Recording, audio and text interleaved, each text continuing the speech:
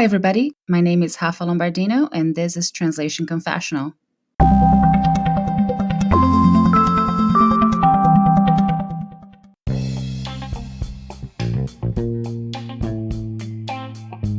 Before we get started, let me tell you a bit about Cave Day, which leads group-focused sessions for a worldwide community every day on Zoom. As translators, we were already used to working from home. However, since the COVID-19 pandemic hit, our home office has not quite been the same, has it? Maybe your roommate or spouse is working from home too, and your kids may be having distance learning sessions during the day. Between that and our phones, emails, texts, chats, notifications, cravings, feelings, many of us are having a hard time focusing. But in order to do our work and meet our deadlines, we need to find a way to hit the flow state. Cave Day is like a group fitness class, but for work. A trained guide leads check-ins, deep work sprints, and energizing breaks. Cave Day members say that they can get 2.5 times more work done while they're inside the cave, and many finish their entire day's work in only 4 hours. Wouldn't it be wonderful if we could avoid distractions, stop procrastinating, and get all our translation projects done in a half day's work? What would you do with the rest of your day after you had a chance to become focused and productive that way? If you want to find out, join the world's most focused community. Translation Confessional listeners can try a free 3-hour session inside the cave. Visit caveday.org using the promo code TRANSLATION, all caps, and become more focused and productive today.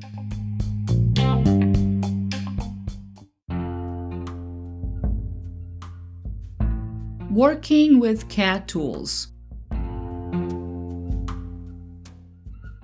Computer Assisted Translation.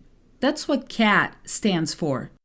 If you're not a translator, that is, if you're an interpreter, subtitler, copyeditor, proofreader, or fit into any other category as a language professional, odds are you're not familiar with it. No, CAT tools don't do the work themselves. We still need humans to translate documents from one language into another, because a machine-powered translation doesn't have gut feelings or cultural sensitivity, and it just won't cut it in most scenarios. But that's another story. What this translation technology does is keep track of what translators type. Each sentence of the source document is isolated into what we call segments. So translators type the respective translation, and the combination of source and target segment is saved to a database. This is very useful when we translate technical materials and have been working with the same client for a long time, because there is a great chance that you will come across sentences that are 100% identical or a close match to something you've translated in the past. In other words, CAT tools work as your external brain, as your memory, so you don't have to remember or look through old files to make sure you're using the same words you used before.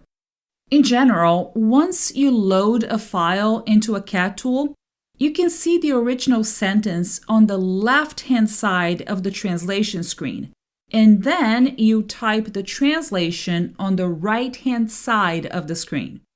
This translation unit, language A equals language B, is then recorded into a database.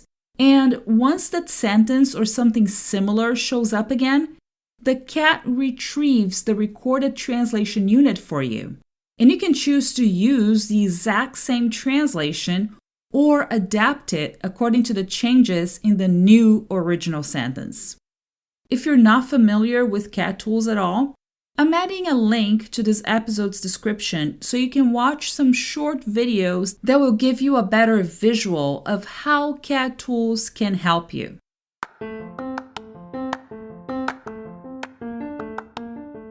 Before we continue, I wanted to tell you a bit about swordfish. I have been using it as my main CAD tool since 2008, and it has really helped me improve my productivity as a translator. I like the fact that Swordfish is a cross-platform CAD tool, which means that you can use it on a Windows or Mac computer or even in Linux, like me. Version 4 just came out, and I'm blown away by how streamlined the entire process has become. I've noticed that the response time is much faster. If you'd like to give Swordfish a try, go to this webpage, bit.ly/tc-swordfish. Once again, the webpage is bit.ly/tc-swordfish. Swordfish. Hope you like it. I use CAD tools in 90% of my work, including my creative translations when I translate articles, short stories, and fiction and nonfiction books. I hardly ever find any matches or repetitions when working with this kind of material, but it helps me organize my workflow better. Besides, I can use my huge glossary to minimize the time I'll spend searching for words that I've already recorded to my terminology database. And it's also great to have a progress bar telling me how much is still left to be done on any given project. Now, I do not use a CAD tool when working on subtitles. First of all, I usually have to log into the client's website and translate the original subtitles they made available to me within their own platform. So it's all locked in to prevent entertainment or confidential content from being released to the public. And even when clients send me a link to download their videos and subtitle it all on my own, I use a software that has 2 columns and allows me to see the original subtitles on the left and type my translation on the right. The other time I do not use a CAD tool is when I receive PDFs with complicated formatting. That includes forms, academic records, or personal documents, which I'd rather translate from scratch into a Word document to also plan for the formatting. And I do charge extra for desktop publishing services when clients send me requests like that.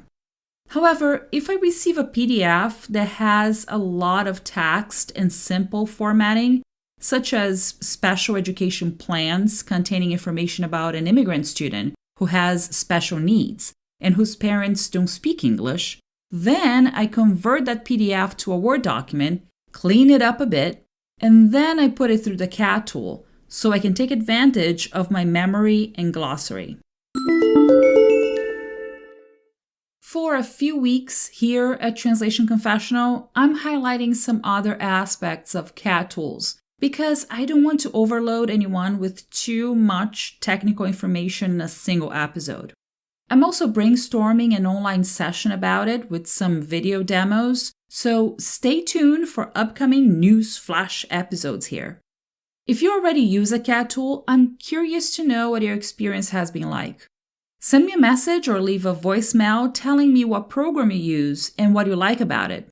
Now, if you're a translator and haven't tried out a CAD tool yet, I highly recommend that you take advantage of 30-day free trials offered by many CAD tools out there, so you can get an idea of what they're all about, whether you're translating technical documents or more creative content.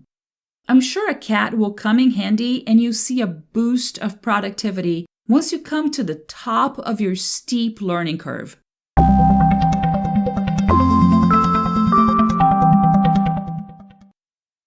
Send me an email at rlombardino@wordawareness.com or leave a voice message on my Anchor page.